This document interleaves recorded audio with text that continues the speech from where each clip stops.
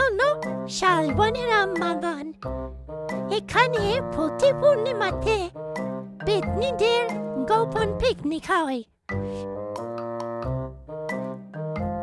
পেতনিদের দলের মধ্যে পিঙ্কি রানী বলে উঠল, এই কালকে পিকনিক, সবাই যার যার মতো খাবার নিয়ে এসো।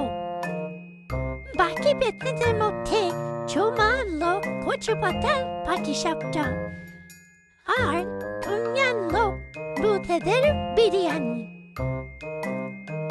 তখনই হঠাৎ ঝুমা পেতনি চিৎকার দিয়ে বলে উঠল, আরে আমার পাটিসাপটাকে খেয়ে ফেললো। আর অন্যদিকে পেতনিরা সবাই নাচছে আর গাইছে।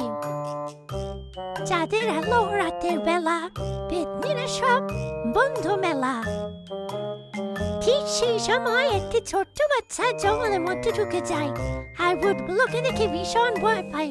ভূতগুলো বলে ওঠে, তুমি ভয় পেও না, আমরা শুধু পিকনিক করছি।